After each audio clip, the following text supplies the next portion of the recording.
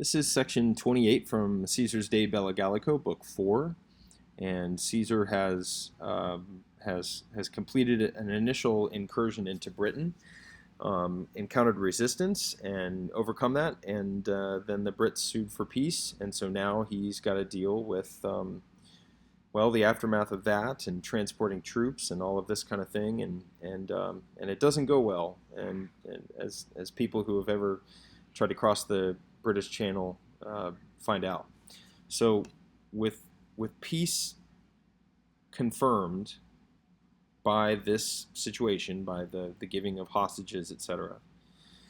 And then we have here post quam diem courtum. So literally, well, the grammar doesn't make too much sense here, but essentially after the fourth day.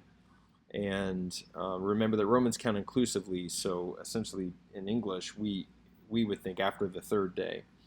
Est ventem, here's the impersonal passive, it was come into Britain.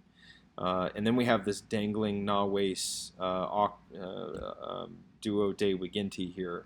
And so we should translate this as the 18 ships had come to Britain 4 days after everything we just talked about.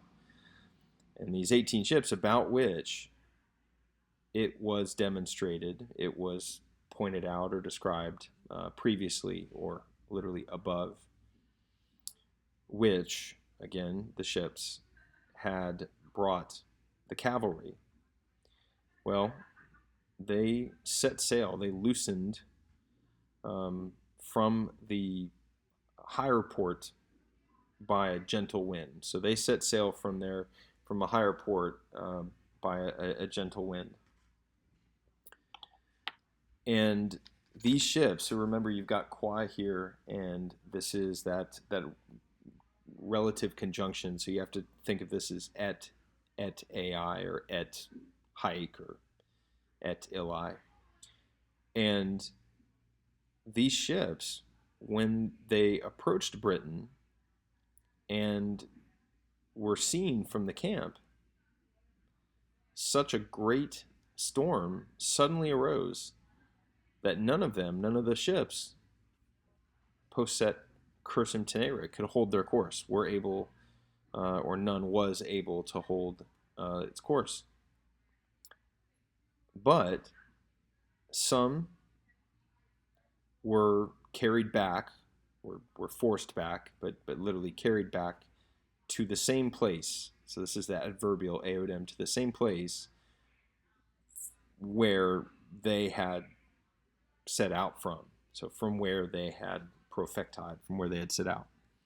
Others to the lower part of the island, which is closer to the west, nearer to the west, were being tossed about, were being deicarid, literally thrown down, literally with their own great danger. So maybe in English we would say they were being tossed around to their great peril, to their great danger.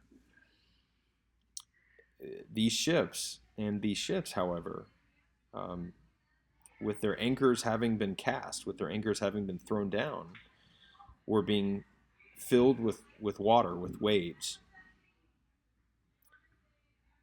And necessaria, by necessity, in the adverse night, so with the night opposed, so that despite the danger of sailing at night, they, having been forced or having been carried out into the deep, they sought the continent.